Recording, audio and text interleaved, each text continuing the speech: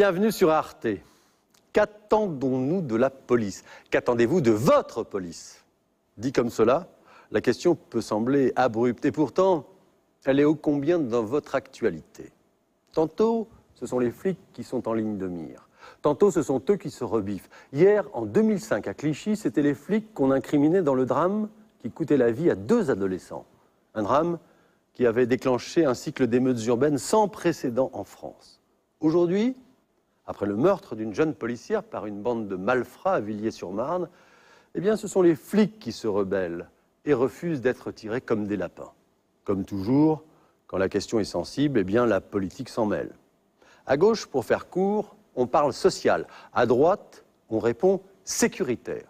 Des positions tranchées qui laissent croire qu'il existe un remède magique. Une caricature, bien sûr, qui complique le travail des policiers et rend souvent ce dossier inextricable. Eh bien, c'est pour essayer d'y voir un peu plus clair que nous avons enquêté, que nous avons élargi le champ des expériences et convoqué l'exemple de la police allemande pour mettre au banc d'essai les solutions de tous les yakas faucons qui montent au créneau chaque fois qu'il y a le feu. Voici donc Que fait la police, 2 films et un débat. Avez-vous remarqué, à chaque fois qu'un fait divers mettant en cause la police se produit, eh bien, tout le monde dans les médias y va de son couplet pour commenter la chose, sauf la police elle-même. Eh bien, pour tenter de faire avancer ce dossier, il nous a donc semblé indispensable de fouiller cet angle mort de l'information et de donner la parole à ceux qui sont en première ligne, c'est-à-dire aux policiers eux-mêmes. Voici donc La police et Sarko.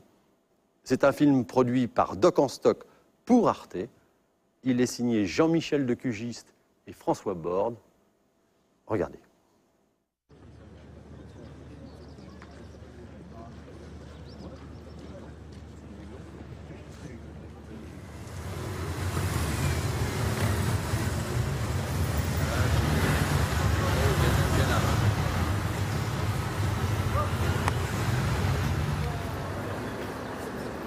Mardi 23 mars 2010.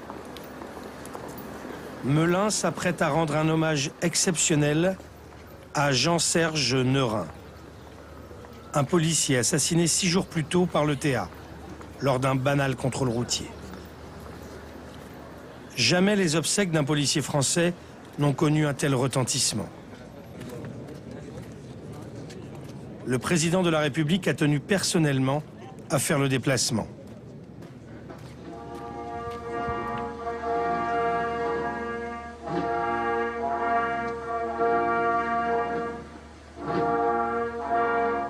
À l'extérieur de la cour d'honneur, plusieurs centaines de policiers en civil assistent à la cérémonie. Silencieux.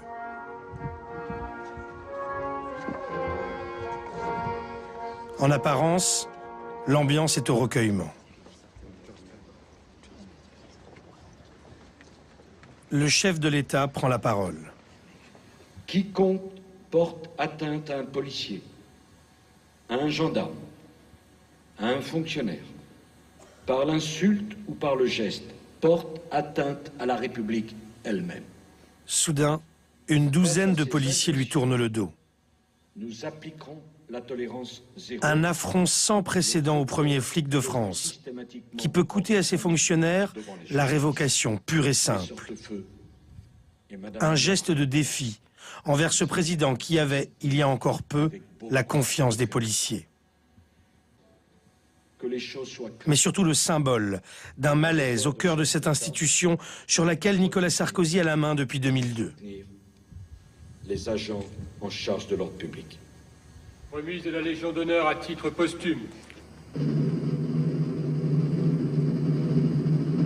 Pour comprendre ce malaise, nous avons demandé au ministère de l'Intérieur de nous ouvrir les portes des commissariats. Elles sont restées fermées. Ce qui s'exprime dans ce film à visage caché risque de lourdes sanctions pour briser l'omerta. Ce sont les policiers de base, les fameux gardiens de la paix, la tenue, comme on dit. Ils représentent plus de la moitié des policiers.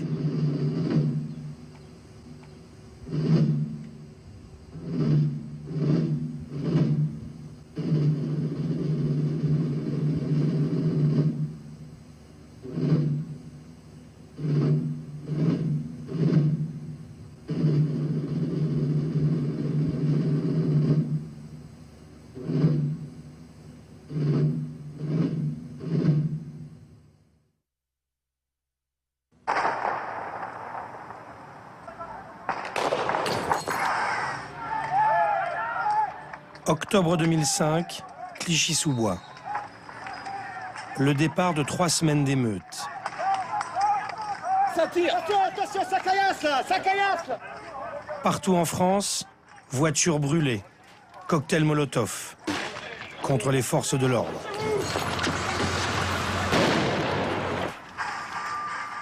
Un bras d'honneur au keuf, rendu coupable de la mort de 2 ados qui fuyaient une patrouille de police.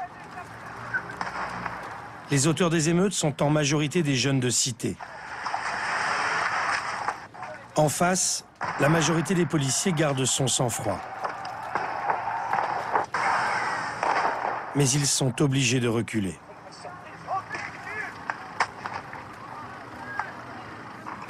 Bilan pour les forces de l'ordre, 126 blessés.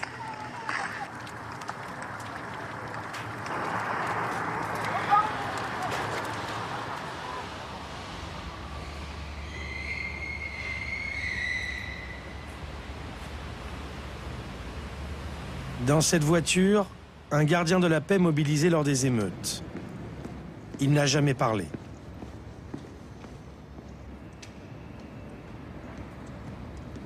Nous le rencontrons dans le parking, où il donne habituellement rendez-vous à ses indiques.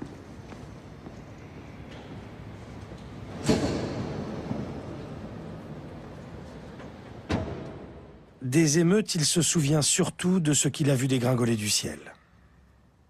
Des disques de frein de voiture, hein, des batteries de voiture, de l'électroménager, gros électroménager, des plaques d'égout, des parpaings, des bordures de trottoir, je sais pas moi, des écrans d'ordinateur, des oignons congelés, ça fait très mal. Moi, c'était ma hantise, c'était de prendre quelque chose sur la courge, hein, parce qu'on peut rester paralysé, handicapé.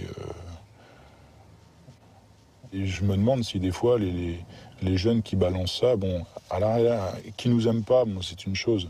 Mais ce qu'il faut, c'est qu'ils se rendent compte que des dégâts que ça peut avoir. C'est, je sais pas, on se prend une plaque d'égout sur le, c'est fini pour nous. C'est fini, même une plaque d'égout, mais même ne serait-ce qu'une boule de pétanque, ça peut en être terminé. Si on se la prend bien sur la tête, surtout quand ça tombe du, je sais pas, 10e, 15e, c'est hey, oh. C'est lancé n'importe comment, ça veut dire ça. Ouais. Bah, lancer n'importe comment, des fois ça nous atterrissait bien à côté, donc c'est pas lancé n'importe comment, bien au contraire. Ah, ils sont bons, hein. Ils sont bons. Ils ont que ça à faire, donc forcément ils s'entraînent. Mais ça veut dire que forcément ils essayent de se faire un flic, quoi. Ah ouais, bah, c'est clair, ouais, clairement, ils essayent Ben, ils le disent, ils l'écrivent, ils le chantent.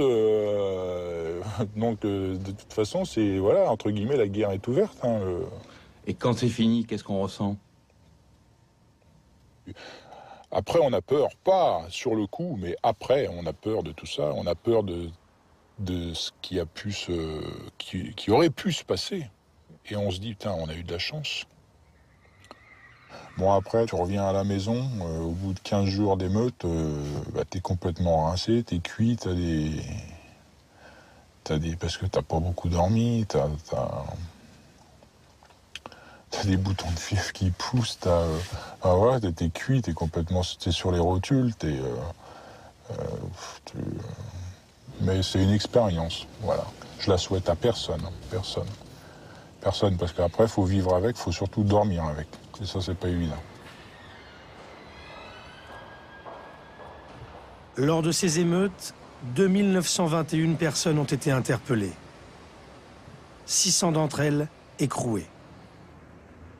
Mais sur le terrain, depuis, pour les flics, plus rien n'est comme avant.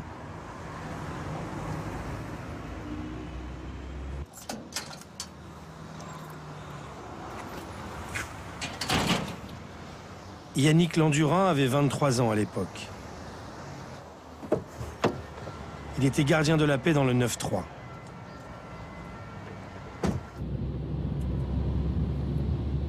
Protégé par un mandat syndical, il peut, lui, parler à visage découvert.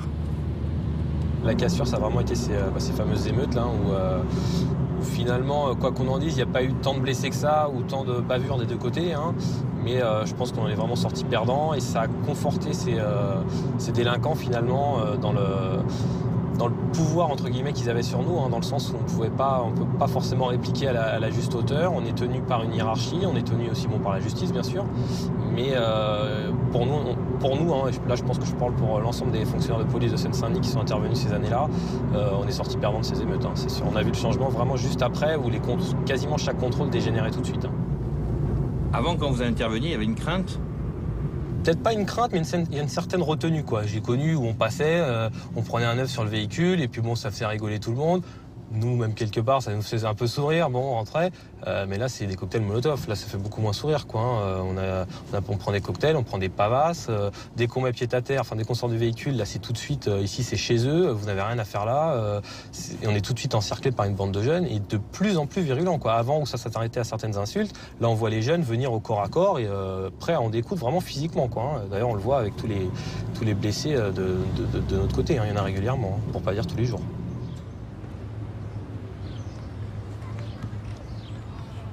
En 10 ans, le nombre de violences contre les forces de l'ordre a doublé. Plus de 20 000 par an aujourd'hui. Dans les commissariats, on entend dire que la peur a changé de camp.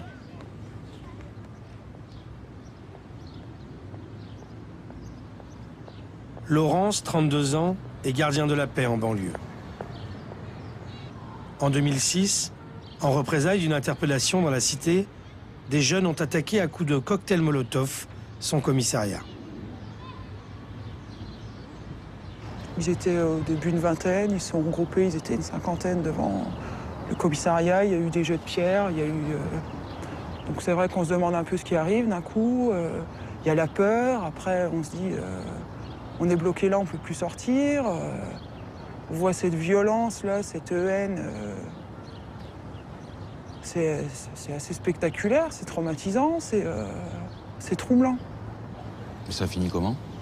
Ça a fini à ce qu'il y ait eu des compagnies, des services départementaux qui interviennent en renfort, avec les lacrymos, les gaz, enfin les grenades pour disperser tout le monde. Voilà, ça a fini comme ça. On est venu vous délivrer. Ouais. Comme Fort Apache. Ouais.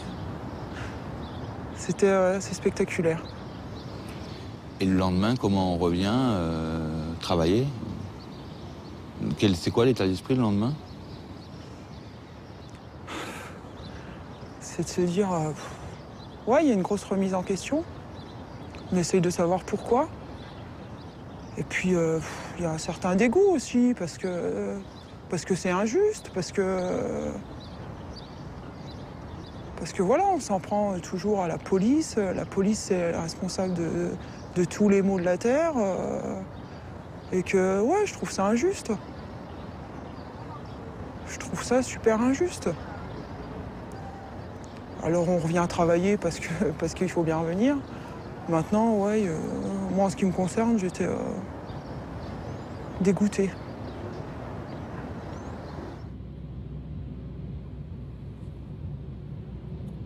Un cran de plus est franchi lors des émeutes de 2007, à Villiers-le-Bel. Là encore, la mort de 2 jeunes qui sont entrés en collision avec une voiture de police provoque le déchaînement de la violence. Le scénario se répète. Mais pour la première fois, des émeutiers vont sortir les armes et tirer. Jamais un policier n'a témoigné de cela. À l'époque, ce gardien de la paix appartenait à la compagnie de sécurisation de Paris, une force d'intervention vitrine de la préfecture de police, récemment créée. Sa section, la Bravo, était en opération dans la capitale quand elle a été appelée à Villiers-le-Bel. Pas préparée. Donc nous voulons arriver, on arrive en courant. Ici donc ? Oui, ici, cette station, ouais. Donc là, vous avez ordre, en fait, l'officier dit ils vont brûler la station. Voilà, bon, nous, on nous dit qu'elle va brûler, donc on a ordre de la protéger parce que ça pourrait faire des dégâts si elle explose. Et là, en face de nous, il y a plusieurs individus qui hurlent, qui gueulent, qui balancent des cailloux, des canettes. Et d'un seul coup, on entend un premier bruit. Et t'as une collègue qui dit j'ai mal au doigt. Alors il y a un collègue qui fait décale-toi, on regarde ce que c'est. Et là, elle commence à avoir du sang en fait au niveau de son pouce. Elle s'assoit, elle commence à pleurer. Et tout s'enchaîne et c'est là notre major reçoit au niveau de la main et au niveau du tendon, pareil, les mêmes douleurs. Et lui, en fait, il s'écroule, il s'assied par terre. Et là, on se rend compte, en fait, on se fait tirer dessus. Tu penses que ce jeune, il vous tirait dessus pour vous buter? Tout à fait. Très conscient d'avoir un fusil à pompe à la main. Et connaît les dégâts que ça peut occasionner. Et quel âge il avait? 17 ans.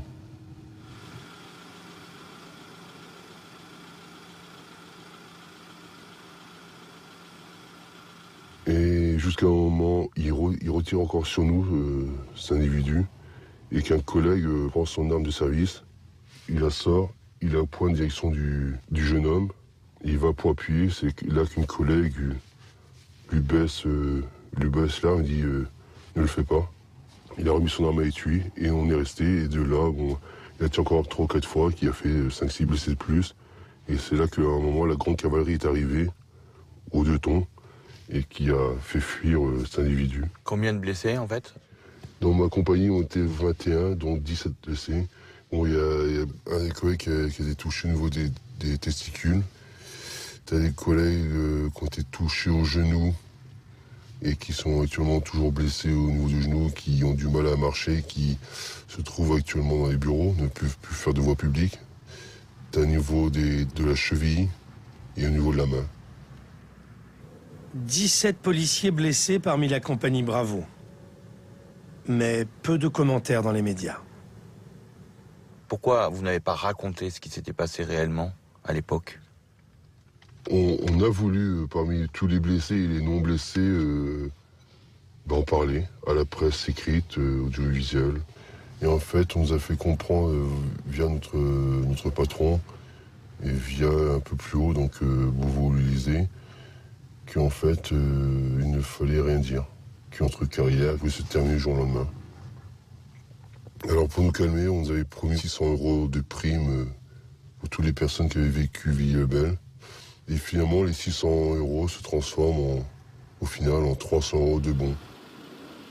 300 € de bons cadeaux et une réception en grande pompe à l'Élysée. Tu penses qu'un jour, les policiers vont tirer, vont riposter? Oui, un policier va tirer. C'est dans le continuer des choses, un policier va tirer.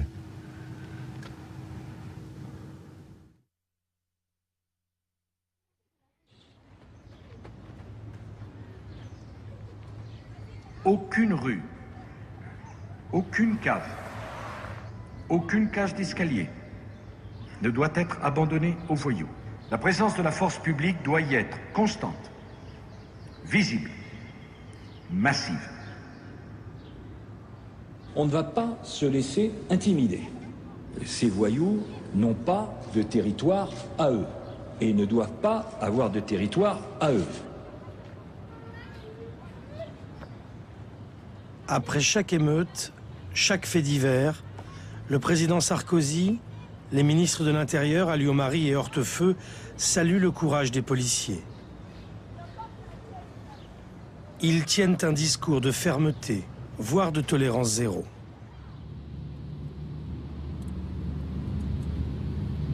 Pourtant aujourd'hui, pour les gardiens de la paix, c'est une autre histoire. Le policier Landurin nous conduit dans la cité des Menottes.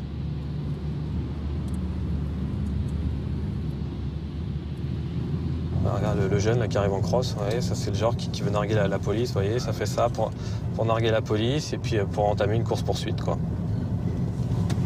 Voilà. C'est récurrent, encore celui-là il est casqué, c'est étonnant. Donc ça, la cité des Menottes, hein. Pas mal de caillassage ici aussi. Vous voyez, il repasse devant vous, finalement, ça lui plaît. Ah, voilà. Donc là, il te nargue et il croit qu'on est de la police. C'est ça? Voilà, oui, prévient ses copains pour qu'ils nous caillassent. Ouais. C'est le jeu un petit peu de la cité. Justement, dans la même situation, tu es flic en patrouille, qu'est-ce que tu fais? Logiquement, on devrait les poursuivre, donc faire cesser l'infraction, les arrêter et les remettre à la justice. Mais c'est pas du tout ce qui se passe. On a des notes de service nous disant qu'il faut surtout pas lancer une course-poursuite derrière des motocyclistes ou des scooters, parce qu'ils pourraient tomber et donc se tuer. Ça provoquerait encore des émeutes, surtout dans des cités comme celle-ci. Donc surtout, faut apaiser. Donc on ne fait pas. Vous en voulez aux politiques, à Sarkozy, qui parlent de carchériser les cités? Ça, on en veut beaucoup aux différents ministres qu'on a eus, hein, parce qu'on a cru en eux finalement, et il n'y a rien eu. C'est de pire en pire, ça n'a fait qu'énerver ces jeunes. Nos interventions en sont devenues de plus en plus difficiles à cause de ça, et on n'a pas eu ni le soutien de notre hiérarchie, ni le soutien de l'administration. Au contraire, on a l'impression même d'être de plus en plus enfoncés. Des fois, on se dit, on va couper la tête d'un policier pour calmer certaines cités, quoi, pour pas envenimer les choses. Alors, on nous équipe, hein, on nous donne du matériel, on nous donne tout ça, mais on nous dit surtout, vous en servez le moins possible, quoi. J'ai encore une note de service là il y a quelques jours où on nous disait surtout les armes, faut les sortir le moins possible, et même ne serait-ce que le fait de braquer quelqu'un, hein, des fois on intervient la nuit sur des véhicules avec des vitres teintées, on ne sait pas trop, des fois des véhicules recherchés, on nous dit que surtout les armes, faut les utiliser les sortir les moins possible, hein. Faut surtout pas agresser même visuellement ces jeunes, quoi, hein, de peur que ça redégénère comme on a vu en 2005 et 2006. Hein. Moi, il y a moins d'un an, je me suis servi du flashball sur une personne qui me fonçait dessus avec un scooter, mais vraiment qui me fonçait dessus, qui était à 3 mètres de moi. J'avais aucun échappatoire sur la droite et sur la gauche. Pour moi, la légitime défense était reconnue. J'ai fait usage du flashball. La personne est tombée de scooter. J'ai pas eu de suite judiciaire, hein. Judiciairement, j'ai pas eu de problème. Mais quand je suis rentré le lundi à mon service, il y a une belle enquête administrative qui a été diligentée contre moi. J'ai été auditionné. Et le commissaire, qui n'était pas sur place, qui n'a pas été voir la configuration des lieux, qui n'a eu que finalement ce que je lui disais, m'a sanctionné. A eu un avis arbitraire, m'a sanctionné. Alors pour moi, j'étais en légitime défense et que la personne en face n'avait même pas déposé plainte. Même pour la petite anecdote, quand j'ai interpellé cet individu, il m'a dit ouais, je comprends que vous ayez tiré, il n'y a pas de souci. Lui était limite entre guillemets beau joueur, le délinquant, que mon chef de service, lui non, a voulu me sanctionner, quoi. Et il m'a sanctionné d'ailleurs. Landurin dit avoir été sanctionné à tort. Mais sur les 3423 policiers sanctionnés par la police des polices en 2008, certains l'ont été pour de bonnes raisons.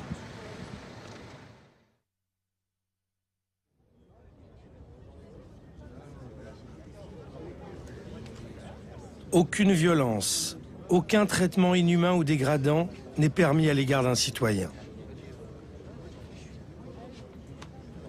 Mais depuis les émeutes, des policiers ont le sentiment d'être lâchés par leur hiérarchie, envoyés au casse-pipe. Le risque, c'est qu'ils se radicalisent.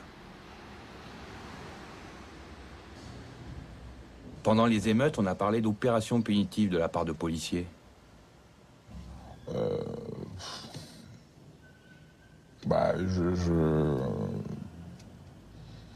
Enfin, je sais pas si... Oui, il y a eu des échos, oui, c'est clair, il y a eu des échos. Voilà. Maintenant, qu'est-ce qui a été fait? Ça, j'en sais rien. Et oui, il y en a eu, de fait. Il y a eu des expéditions punitives. Et au bout d'un moment, quand on commence à nous tirer dessus avec des armes, c'est pas avec les boucliers en plastique qu'on va parer les coups. Donc on essaye de biaiser, entre guillemets, ça. Et les collègues, il y a certains collègues qui passent outre. Et quoi qu'il advienne, je me ferai pas trouer la peau. Pas comme ça, en tout cas. Mais ils l'ont pas fait gratuitement. Ça, ils l'ont pas fait gratuitement. C'est pas gratuit, c'est pas un acte gratuit. C'est pas déontologique, d'accord, mais c'est pas gratuit. On s'est pas dit, tiens, ce soir, on va se faire, tiens, le petit jeune là, bing, allez, on se le prend à 4 et on le tabasse au sol. Ouais, on n'est pas comme eux, on n'est pas des chiens. Enfin, on n'est pas des, on n'est pas là pour faire du mal. Hein. Voilà, sauf que des deux côtés, il y a des barrières qui se passent.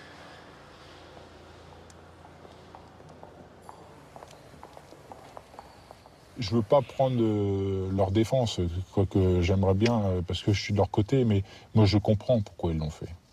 Je comprends ça. pour avoir vécu des situations graves, stressantes, difficiles, tout ce que tu veux, je comprends, c'est clair. À 800%.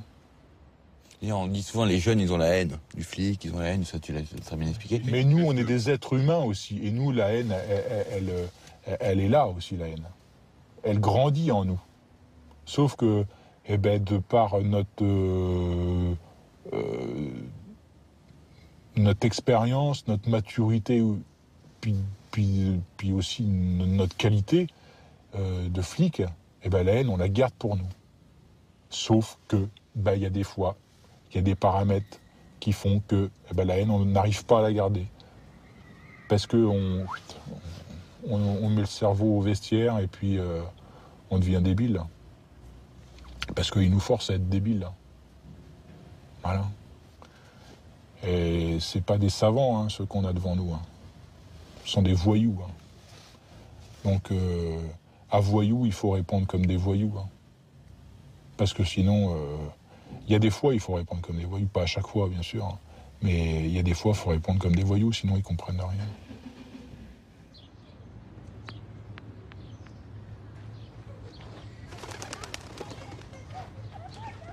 Bien sûr qu'il y a des personnes, des collègues qui, à partir du moment où ils ont une arme et une arme à la ceinture et une carte de police, vont se croire surpuissants. Mais ça, effectivement, il y en a, oui. Et on sait que si on intervient avec, ça va être chaud et que ça va inévitablement partir à un moment ou à un autre en sucette.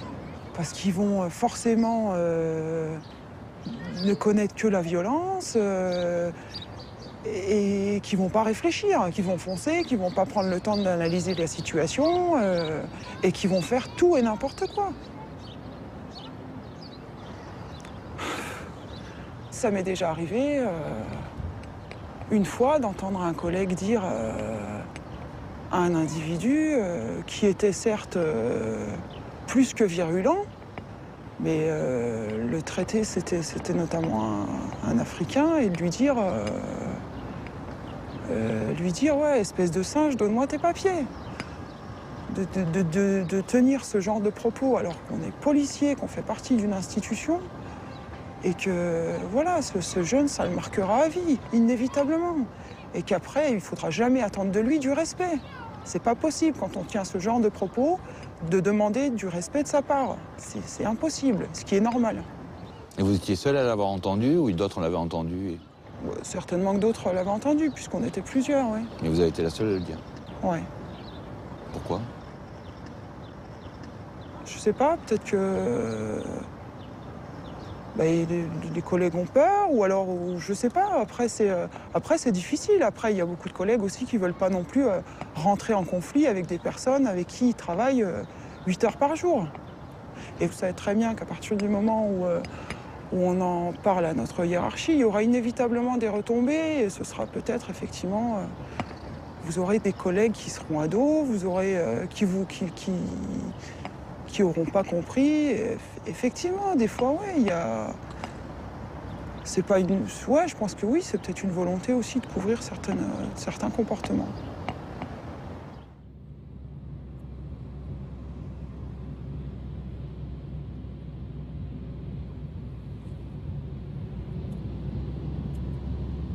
Pierre-Yves Delachaux est un ancien policier suisse. Mandaté après les émeutes de 2005, comme observateur dans un commissariat du 93, il a constaté des dysfonctionnements dans la police française. Selon lui, la radicalisation de certains gardiens de la paix s'explique. La police gère mal ses effectifs en banlieue. J'ai rendez-vous au commissariat où il y a de mémoire 260 policiers, des jeunes policiers en dessous de 30 ans. C'est déjà une première chose. Les anciens, les vieux, les sangliers, comme je les appelle, les gars avec beaucoup d'expérience, les types qui ont été au front puis qui ont développé de l'intelligence, parce que c'est un métier, si on sombre pas, qui peut amener des expériences magnifiques. Tous ces vieux-là, je dis, mais ils sont où? La question, elle est presque basique. C'est-à-dire que quand on met des jeunes face à d'autres jeunes, pour ce qui est des policiers, sans une formation adéquate de gestion, de médiation, de gestion de conflits, c'est juste une bande, c'est deux bandes qu'on affronte.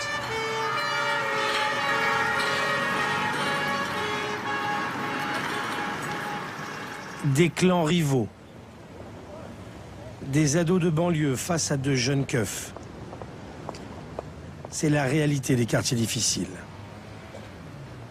Des commissariats du 9-3 au 9-5.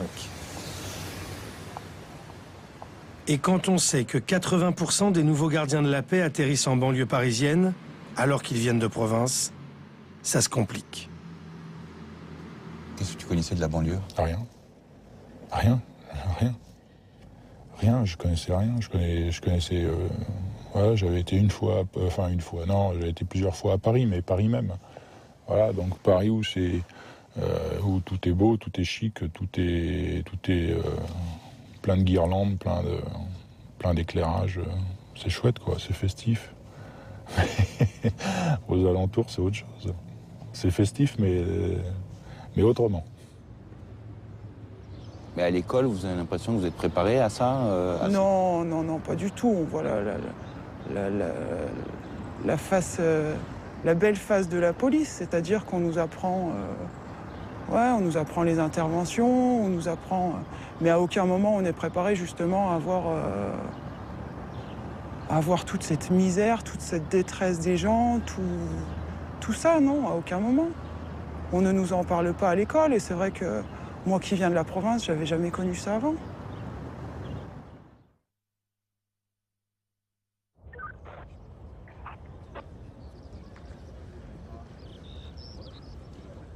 Pas facile de comprendre les tourments des flics. Dans une France où la tendance est à l'irrévérence. Ici, on ne compte plus les mots d'argot utilisés pour définir la police. Les cognes, les keufs, les poulets, les schmitts, les condés.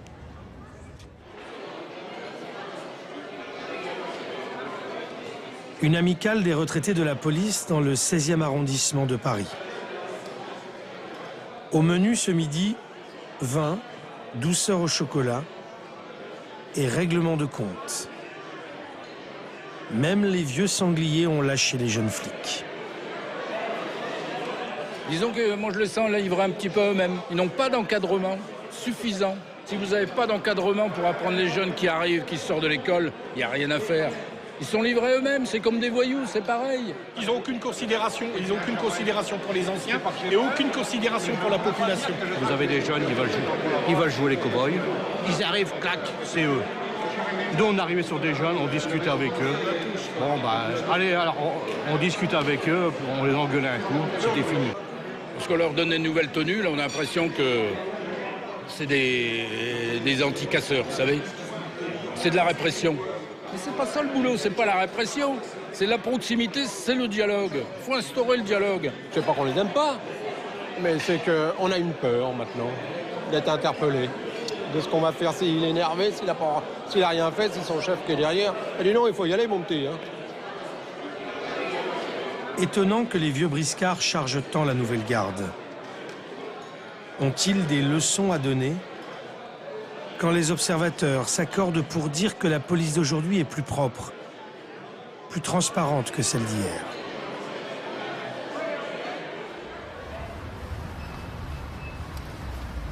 Il n'empêche, le gardien de la paix doit porter aide et assistance aux personnes, travailler au plus près de la population. Or, les jeunes policiers ont perdu le contact avec les citoyens.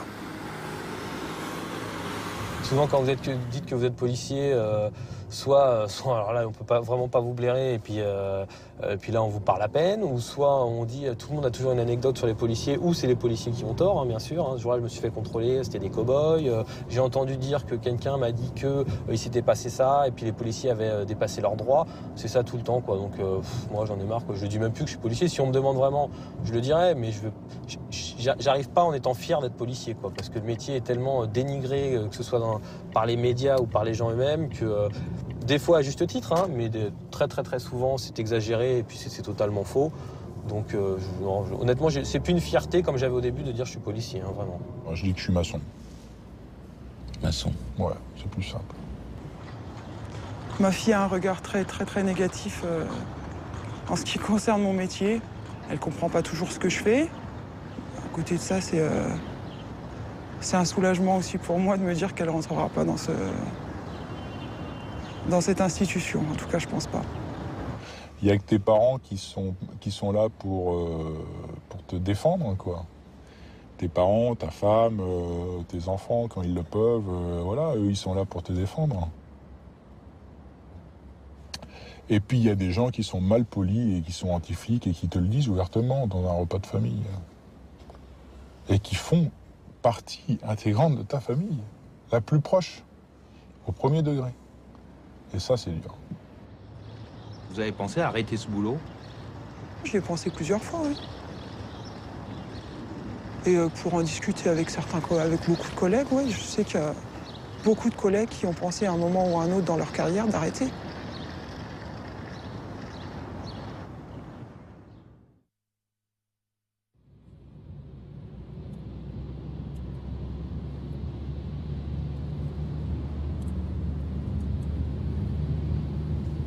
Après avoir connu la banlieue parisienne, le front, pendant 10 ans, les policiers rentrent chez eux, rejoignent leur province natale, plus calme, plus routinière.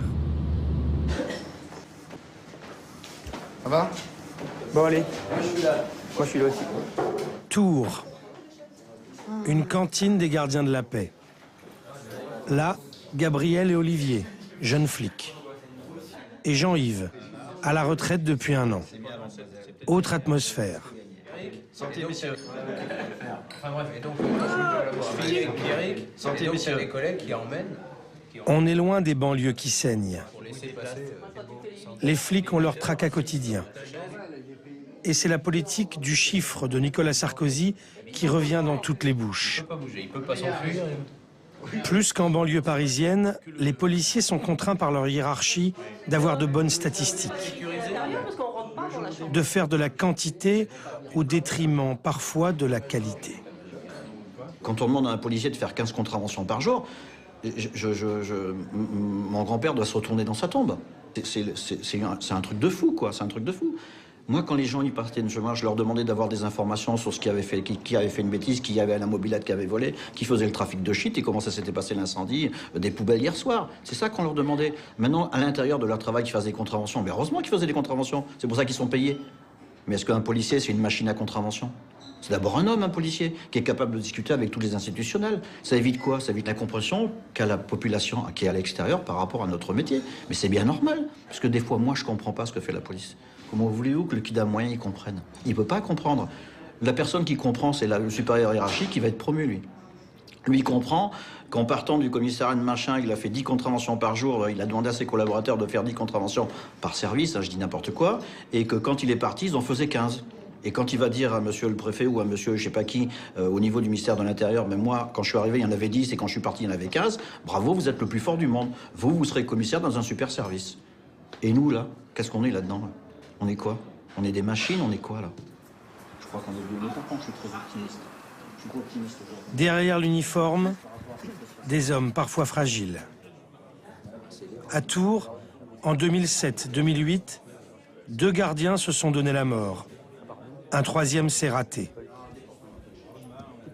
L'un s'est tué dans les vestiaires du commissariat.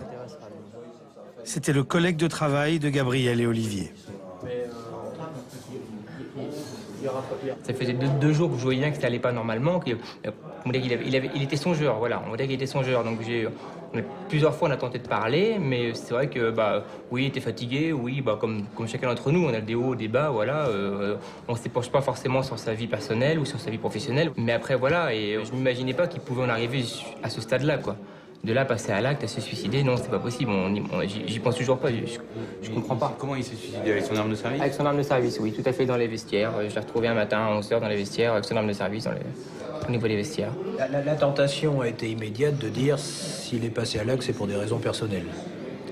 On ne sait pas pourquoi ils ont dit ça tout de suite, ils avaient peut-être des infos qu'on n'avait pas, mais ça nous a paru très surprenant, ou plutôt une espèce un parapluie administratif, vite, faut trouver une raison, ça peut pas être le boulot, même si nous on dénonçait des faits de harcèlement, de pression constante au travail, on le dénonçait, et on disait même ouvertement, il va falloir que des gens arrivent à se suicider pour qu'on fasse changer la situation à Tours.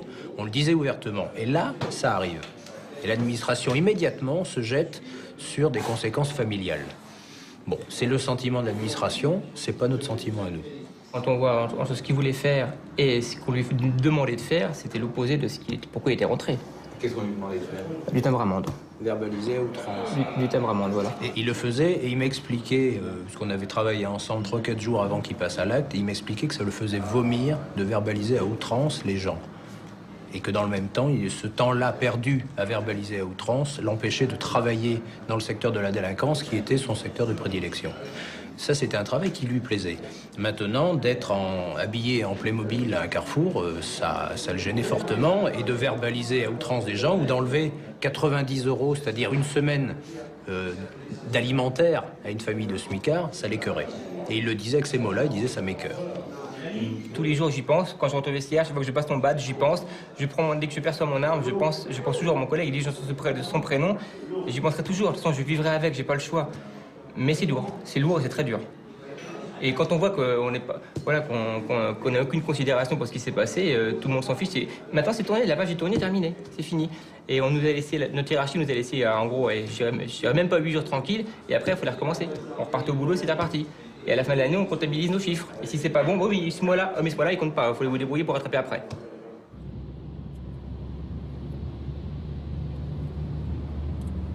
En France, 50 policiers se donnent la mort chaque année. Dans 60% des cas, avec leur arme de service. Ils sont de plus en plus nombreux à tomber dans la déprime, voire la dépression. Nous ne sommes pas dans un relais château en Touraine, mais au Courbat, un établissement de santé mis en place par l'ANAS, une association de CRS. C'est ici qu'échouent les policiers au bout du rouleau, malades d'alcool et de dépression.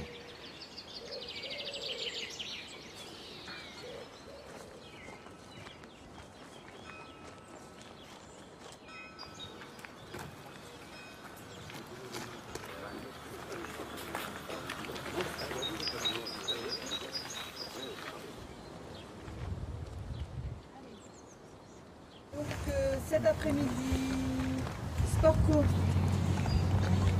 à droite. Qu'est-ce qu'il y a aujourd'hui?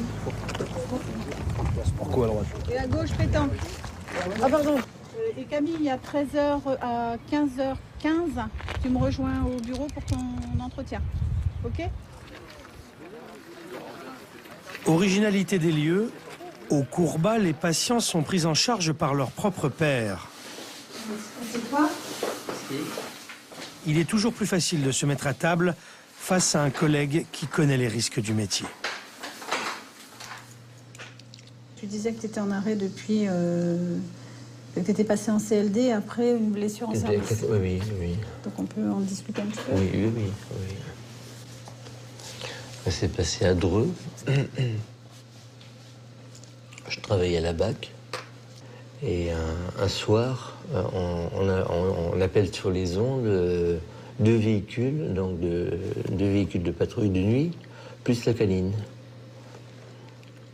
Pour un différend familial, mais un différend familial qui disent sur les ondes déjà important. C'est déjà bien avancé. Et donc, moi j'ai dit j'y vais, je me rapproche, j'y vais, j'interviens. Et on rentre dans l'appartement, on voit la configuration. La première chose que je vois deux enfants qui, 3-4 ans, hein. On les évacue dans une chambre et en même temps je vois le gars, hein, mais une bête, qui lève le main vers sa femme, hein, une toute petite femme.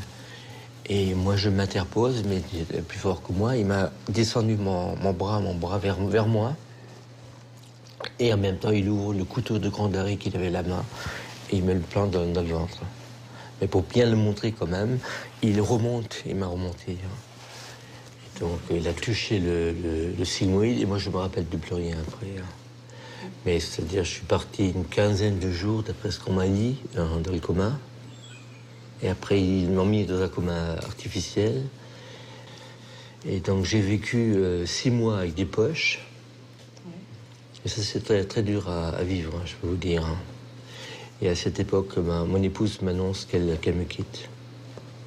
C'était... La deuxième femme, ouais. C'est pas facile de vivre avec un policier non plus.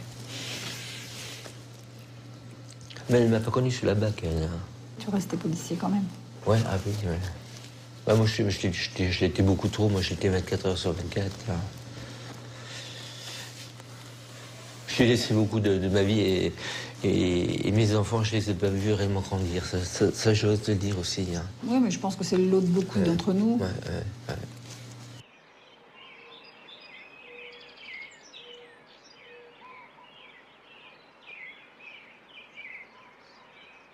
Camille, 54 ans, souffre de dépression depuis plusieurs années.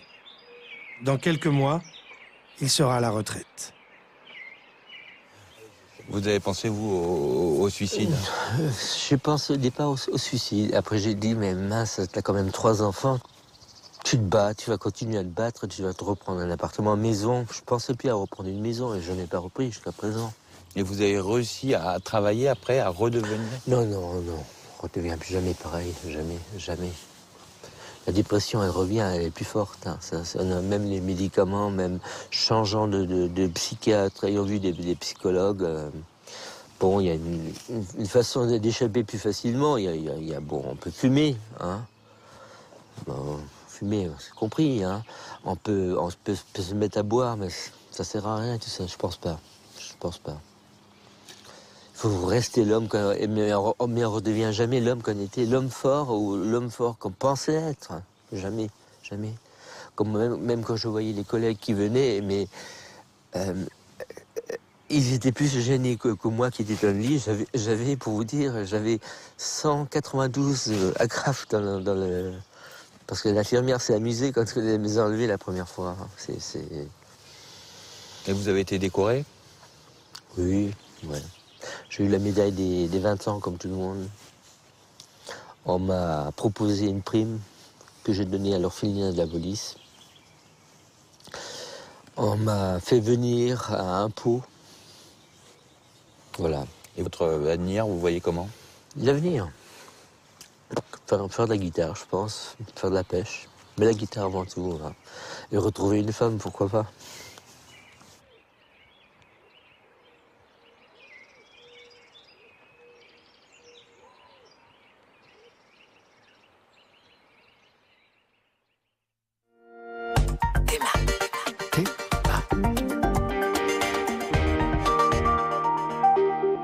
Voilà, c'était donc La Police et Sarko, un film signé Jean-Michel Decugis et François Borde.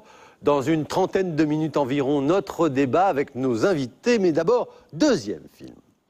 Vous aurez remarqué, en regardant ce premier film, que les policiers français semblent totalement désemparés face à des situations souvent ingérables. C'est un peu comme s'ils étaient le dernier rempart de la société contre un monde hors la loi qui gagne sans cesse du terrain. Les policiers en essuient tous les jours les outrages, seuls face à eux-mêmes, sans consignes claires, sans moyens, et lâchés par une opinion publique vent debout contre eux. Alors la situation est grave, très grave. Elle est comme une exception antidémocratique dans la vie de la cité. Pour reconquérir les quartiers sensibles qui font sécession et mettre un terme à cette spirale de l'échec programmé, certains avancent alors la recette, réinvestir dans la police de proximité pour reconquérir les territoires cédés aux bandes organisées. Que vaut la méthode? Est-ce la solution miracle? Eh bien, pour répondre à cette question, nous sommes allés à Hambourg, en Allemagne. L'Allemagne qui, depuis 20 ans, a entamé un travail de fond pour réformer sa police. Voici donc Flic et Fier de l'être. C'est un film produit par Doc en Stock pour Arte. Il est signé Anna Quack. Regardez. Hambourg, à l'école de police. Le jour J pour ces 50 aspirants. Ils ont déjà la casquette, l'uniforme, les traits inflexibles. Mais dans 1 heure, ils seront adoubés. Ils rejoindront officiellement la grande maison. En rang serré, ils se préparent à prêter serment. Et pas n'importe où, au sein même du Parlement. Là, la presse locale, des huiles et de nombreux anonymes. Car en Allemagne, on soigne ces nouvelles recrues. On est fier de sa police et on est même fier d'être policier. C'est bien vu d'être policier ici? À Hambourg, oui, et dans le reste du pays aussi. Donc c'est un bon job? Non, c'est pas un bon job, c'est un super job. Alors, heureux? Oui, je suis très content. C'est le plus beau jour de ma vie. Tous les sondages le prouvent. Le policier est très populaire en Allemagne. Quand on demande aux gens quelle est l'institution qui vous inspire le plus confiance, à chaque fois les gens placent la police en numéro 1 ou 2.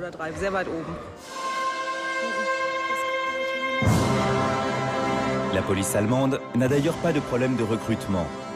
À Hambourg, en 2009, on comptait 3000 candidats pour 250 élus. Ich schwöre das Grundgesetz für die Bundesrepublik Deutschland. Ich schwöre das Grundgesetz für die Bundesrepublik Deutschland. Die Verfassung der Freien und Hansestadt Hamburg. Die Verfassung der Freien und Hansestadt Hamburg. Und alle in der Bundesrepublik Deutschland geltenden Gesetze zu wahren.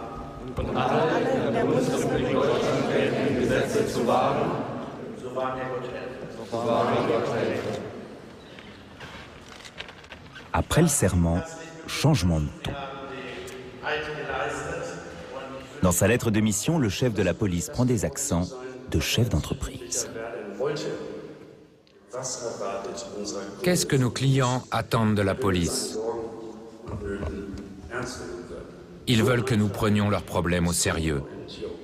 Nous devons les respecter, car ce sont eux qui nous assurent une place de choix dans les sondages.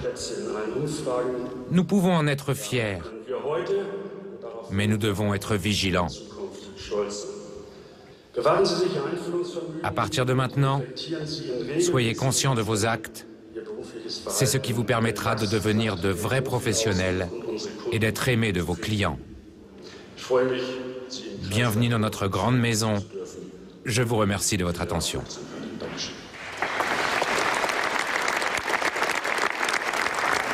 Une police soucieuse de sa clientèle, comme n'importe quelle entreprise commerciale. Bizarre. Pourtant, dans l'État d'Hambourg, c'est le mot d'ordre. En 2007, cette police a même demandé aux citoyens de noter son travail dans un esprit de transparence. Comme toutes les polices régionales allemandes décentralisées, la police d'Hambourg souffrait d'une image négative il y a encore 20 ans auprès de la population. Parce que très répressive. Aujourd'hui, 80% des sondés la jugent positivement. Elle a dû se réformer.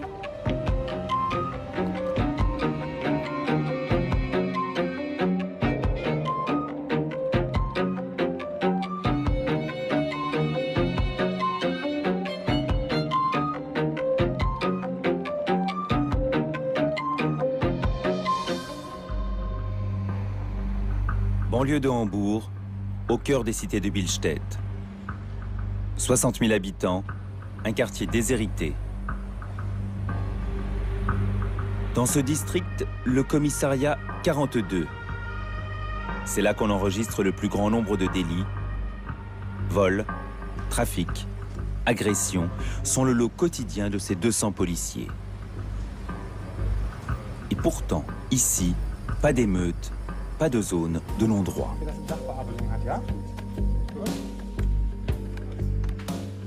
En France, la police n'ose plus entrer dans certains quartiers. Vous en pensez quoi? Si c'était vrai, ça m'étonnerait.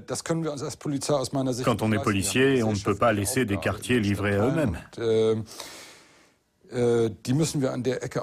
Et que des gangs s'y installent pour faire régner leur loi. C'est inacceptable. Il faut prendre les problèmes à la racine. Parfois, c'est à un tout petit niveau que ça se joue. Il faut être partout. Du vandalisme aux détériorations jusqu'aux agressions. La police doit empêcher que ça dégénère. À Hambourg, on ne veut pas perdre de terrain. Alors, comme ailleurs en Allemagne, on mise sur plusieurs tableaux. Il y a les gardiens de la paix, qui sillonnent la voie publique et sanctionnent les délits, mais aussi les policiers de proximité. Ils représentent 10% des effectifs. Dans ce commissariat, 18 îlotiers dont Horst Busch et son coéquipier, Olaf Bruckner. 9 h, départ de la patrouille.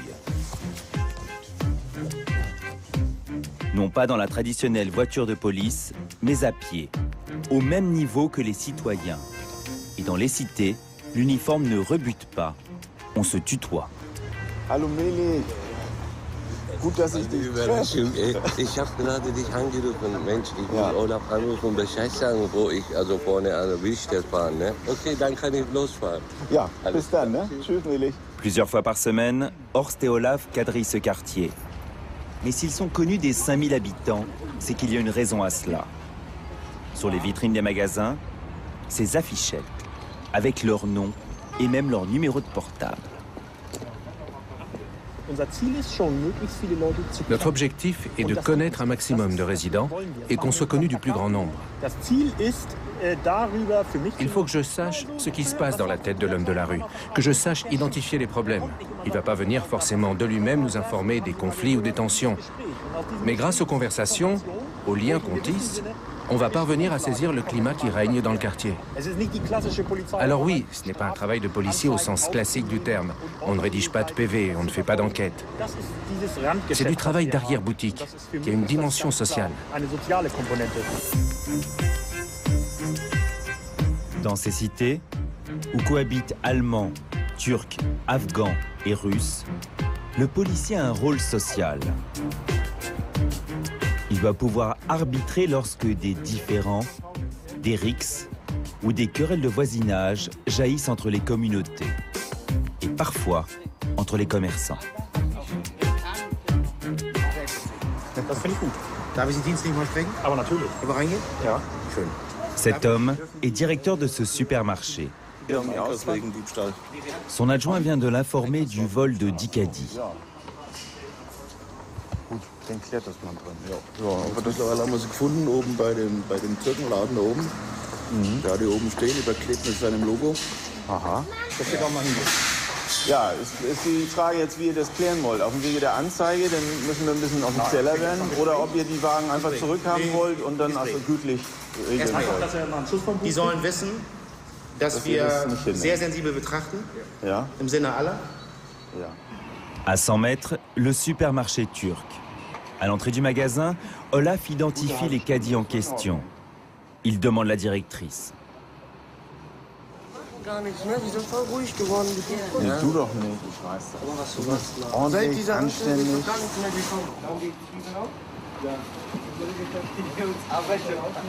Das Einzige, was mir wichtig ist, wenn die Herren ihre Wagen wieder kriegen und das Logo in Vorhand ist, dann verzichten sie auch auf eine Anzeige, dann regeln wir das so gütlich. Also wir möchten nicht hier jetzt großen Alarm von machen. Wenn es nicht geht, dann müssen wir dann ins Spiel kommen.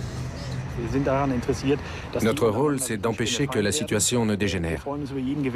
Et ces commerçants savent bien que c'est dans leur intérêt.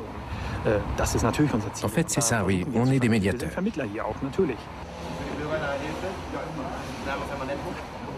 Ainsi, en moins d'une heure, les deux agents auront réglé ce litige, sans passer par la case commissariat. Les policiers de proximité ont une autre mission, prévenir la délinquance. Leur cœur de cible, ce sont les jeunes. D'autant qu'à Billstedt, en 2009, un tiers des moins de 21 ans avait déjà commis un délit. Ce lycée est un établissement dit à risque. Alors comme ailleurs dans le quartier, les policiers y ont épinglé leur numéro. Une façon de dire qu'ils sont à l'écoute, mais qu'ils ne laisseront pas la violence s'installer. Cela semble fonctionner. Olaf Bruckner n'est pas perçu comme un ennemi. Ce lycéen, accusé d'avoir apporté une arme en classe, veut que le policier intervienne en sa faveur. Digga, dann denke ich mir so, was hab ich mit der Sache zu, mit zwei Leuten, wenn die eine Waffe hier bringen, so... Ich habe einmal das schon mal gehabt und da hat auch jemand eine Waffe versucht, dort zu verkaufen. Und wenn ich das jetzt wieder höre, dann mache ich mir so langsam Gedanken, ist da ein reger Handel? Ach Quatsch, nein, das war ganz anders. Ich bin reingekommen, da habe ich gesehen, der Lehrerin läuft ein Junge hinterher und den Typen kannte ich ja noch nicht mal. Ja. Und dann dachte ich mir so, warum läuft, normal, wie jeder andere Schüler wird denken, der Lehrerin läuft ein Schüler hinterher. Ich habe erst mal gelacht und habe mich erst mal gewundert, warum läuft der hier erstmal hinterher. Und dann kommen die zu mir und sagen mir, ich hätte irgendwas damit zu tun, weil er eine Waffe dabei hätte. Dann denke ich mir so, was habe ich damit zu tun, wenn er eine Waffe oder derjenige, ich kenne den Typen ja. Quelques jours plus tard, ce lycéen sera convoqué par le proviseur. Le policier de proximité sera présent lors de la confrontation. Ce type d'affaires, et d'autres plus graves, sont courantes à Billstedt.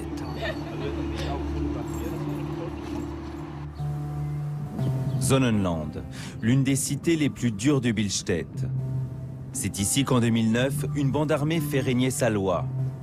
Elle force sous la torture des adolescents à dealer pour son compte. Dans la presse, on l'appelle le gang de la terreur. À l'époque, Horst Busch est policier de proximité depuis 6 ans. Les adultes sont venus me trouver. Ils m'ont dit, Busch, il y a un trafic de drogue ici. Mais elle est où la police? C'était sérieux. J'ai senti que si on n'intervenait pas, on risquait de perdre le contrôle du quartier. Les patrouilles étaient à peine au courant. Mes collègues avaient quelques infos, mais ils n'étaient pas au cœur de l'affaire. Moi, j'ai su que le gang emmenait des ados dans les caves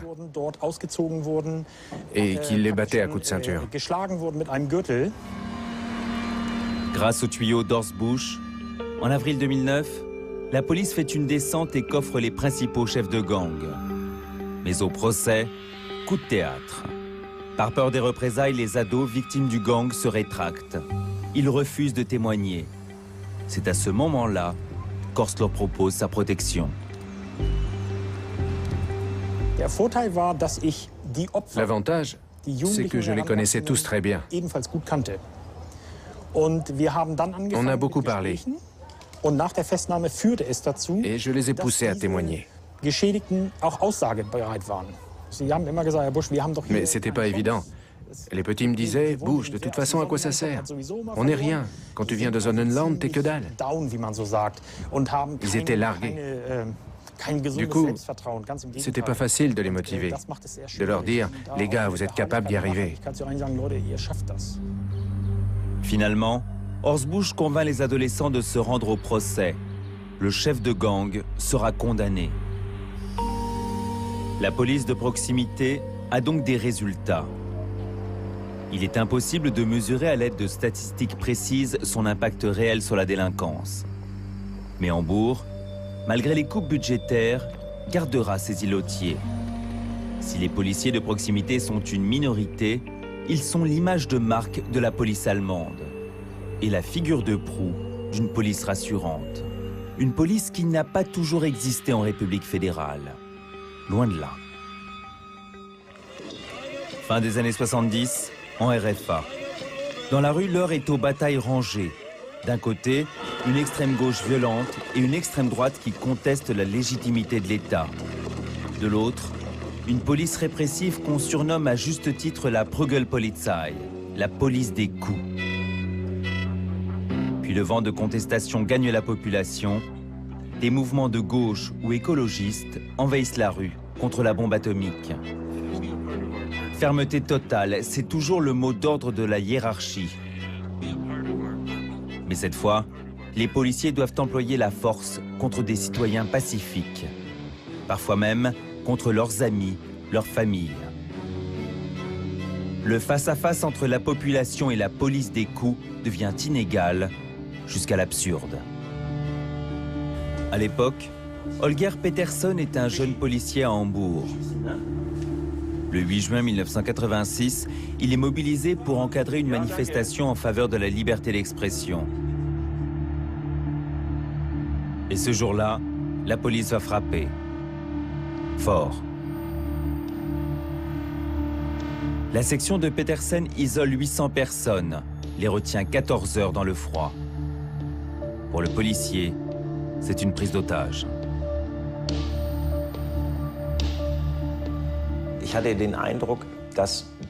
Ce jour-là, j'ai eu l'impression que ce pourquoi je m'étais engagé dans la police, le droit, la justice,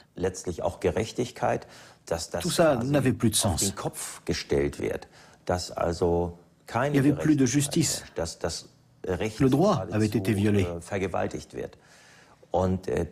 Ce que je voyais, c'était inacceptable. C'était contraire à mes principes, à mon éthique. Choqué, Holger Petersen se rebelle. Avec d'autres, il fonde un groupe de réflexion, les policiers critiques.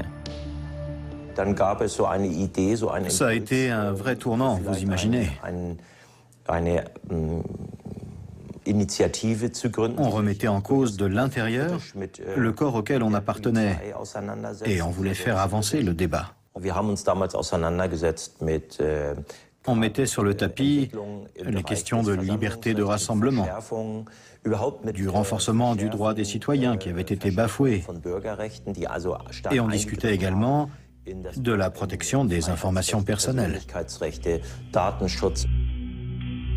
Ainsi, pour la première fois de l'histoire allemande, de simples policiers n'hésitent pas à s'opposer franchement à leur hiérarchie, au nom du droit des citoyens.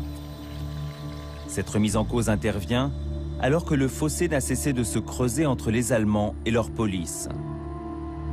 Centralisation des effectifs, automatisation du travail. À la fin des années 80, le policier a presque déserté la rue.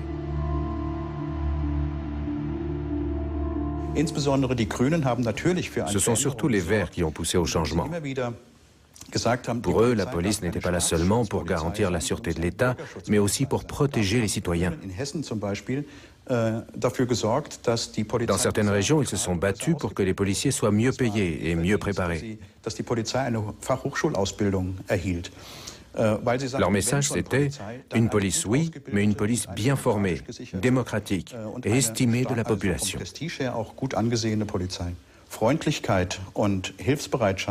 La police citoyenne n'est pas une tradition allemande. Mais dans son histoire récente, elle a réussi à la devenir au quotidien.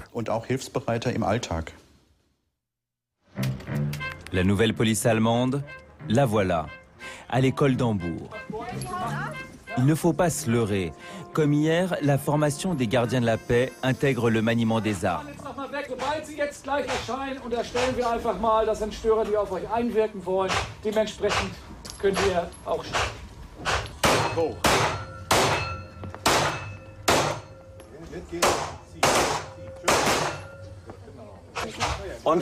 Alors, est-ce que quelqu'un a tiré à côté aujourd'hui? Non, forcément, ils sont trop bons mes élèves. Si Holger Petersen glose volontiers, en réalité, depuis la réforme, les exercices de tir représentent à peine 10% de la formation de ces jeunes policiers. La devise désormais, c'est qu'être policier, c'est savoir faire bon usage des mots, pas de son flingue. L'essentiel de leur temps, ces élèves le passent donc en salle de classe. Cours de droit, sociologie, histoire, mais aussi ce cours un peu spécial. Martina Lorenzen, gardien de la paix, enseigne à ses futurs policiers l'art de bien se comporter avec le citoyen client. Il ne s'agit pas que de bons sentiments. Le policier doit savoir séduire pour parvenir à ses fins. Si vous ne prenez pas le client au sérieux, si vous le traitez par le mépris, c'est sûr que la prochaine fois, il ne vous apportera pas son aide. Il se dira « Pourquoi est-ce que j'irai témoigner si la police ne me respecte pas ?» Justement, ces témoins sont essentiels. Ce sont eux qui voient les choses, qui nous transmettent les informations dont nous avons besoin pour faire la lumière sur un accident ou sur un délit. Et ceci est valable dans toutes les affaires que vous traiterez. Donc, il faut bien se comporter avec la population pour qu'elle n'hésite pas à nous contacter quand il le faut. Après la théorie, la pratique. Dans le parking de l'académie. Simulation d'un constat après un accident de voiture. Avec une fausse conductrice revêche et un policier déguisé en chauffard. Les élèves doivent maîtriser ces situations délicates et se faire respecter. Wenn nicht, müssen wir halt. Das ist die absolute Frechheit, was da passiert. Corinna, du gehst mit ihr rüber und wir beide gehen mal weiter jetzt. Ich will aber jetzt nicht. Ich will erst mal erklären, was da jetzt passiert. Corinna, jetzt bringen Sie bitte mal das Erklären wir das einmal? Und dann sagen Sie ja nichts Falsches. Redet. Ich habe zwar in den Rückspiegel geguckt, aber ich weiß nicht, wie weit das Auto. Auf einmal hat es halt gerumst. Ja, okay. Dann nehme ich das nochmal auf. Darum, das sage ich ja, das ist wieder typisch Mann. Ja. Okay. Ja. Okay, also gebremst oder schon rückwärts gefahren? Ja. Dann haben wir jetzt drei verschiedene Aussagen. Ja. Die Zeugin befand sich im PKW, in dem schwarzen. Sie sagte, war schon am Einfahren. Genau.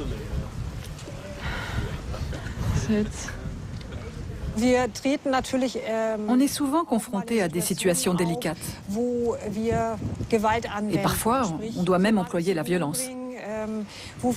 Quand on doit mettre par exemple quelqu'un à terre, faire usage des canons à eau pendant les manifestations ou arrêter des gens, c'est vrai que parfois, oui, on fait usage de violence. Tout ça, c'est l'image négative de la police. Alors, pour compenser, il faut qu'on montre qu'on n'est pas seulement là pour arrêter les criminels, qu'on n'est pas uniquement dans la violence, mais aussi, comme le dit notre slogan, qu'on peut être des amis et des soutiens.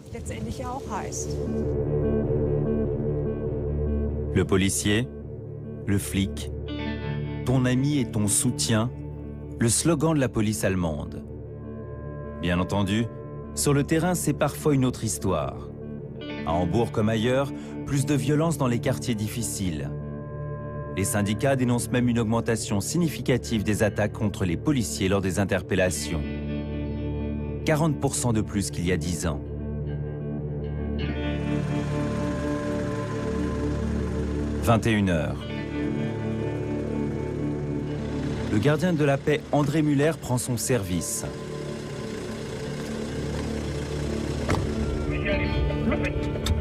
Depuis 2 ans, il a rejoint Police Secours, affecté dans les banlieues d'Hambourg. On est loin de la police de proximité. Son seul contact avec la population, c'est en intervention. Premier appel, c'est une agression dans une HLM. Une femme a été attaquée par sa voisine.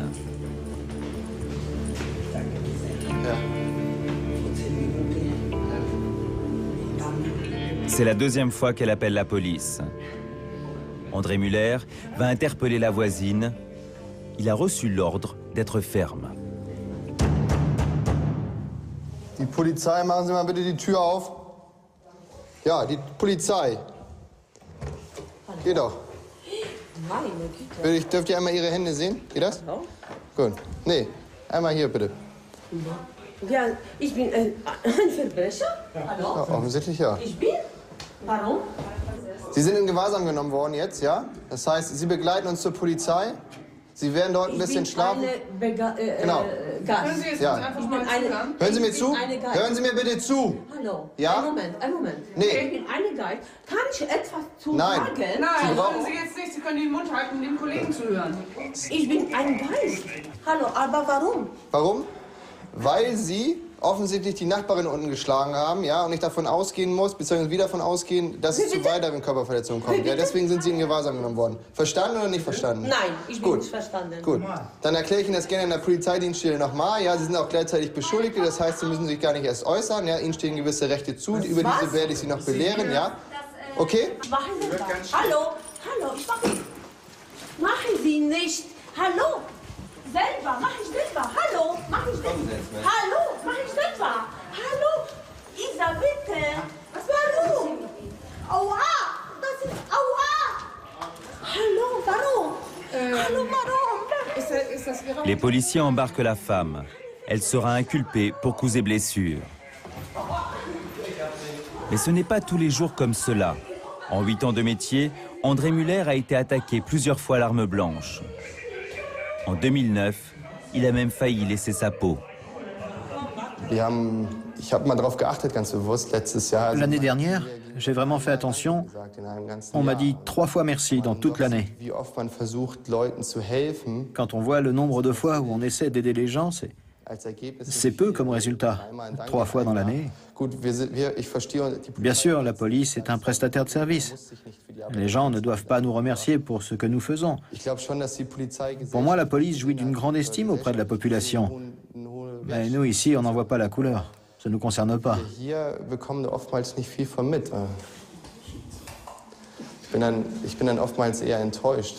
Moi, je suis souvent déçu quand je vois le résultat de tous mes efforts, de tout mon engagement. Il n'y a pas de résultat. On peut changer très peu de choses, quels que soient les efforts qu'on fait. C'est quelque chose qu'on apprend avec le temps. André Muller a donc remisé certains de ses idéaux. Mais c'est le vœu de sa hiérarchie, il n'abandonne pas le terrain. Pas même Billbrook, la cité la plus difficile d'Hambourg. Ici, plus de commerce, pas d'école et une population immigrée, des Roms, des Afghans, des Turcs, pour la plupart sans papier, ghettoisés et déshérités. On sent l'odeur, ça pue. Il y a zéro hygiène ici. Quand ils nous voient arriver, les gens nous balancent leurs poubelles. T'as intérêt à être vigilant.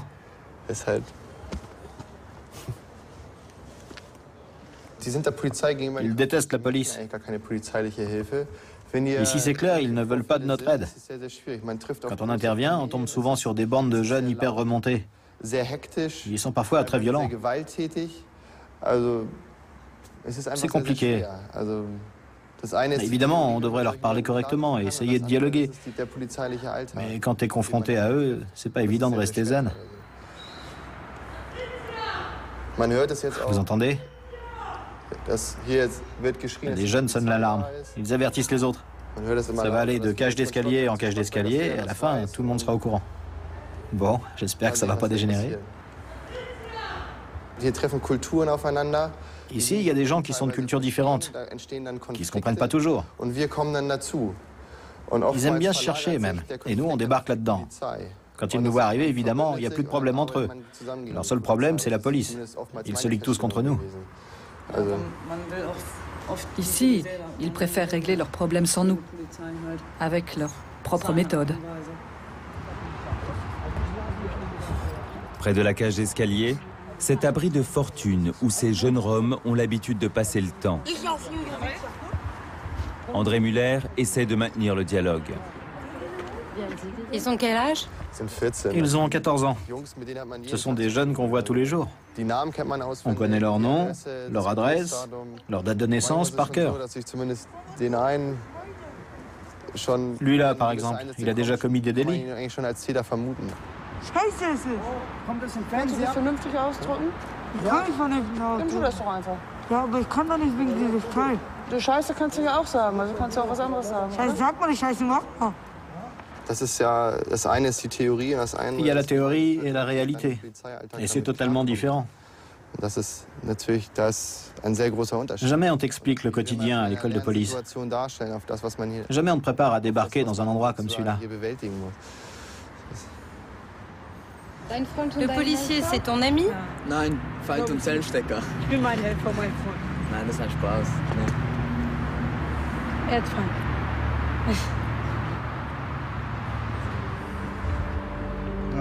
Alors la police allemande, vraie police citoyenne? En tout cas, face aux nouveaux défis sociaux, elle est peut-être en train d'atteindre ses limites.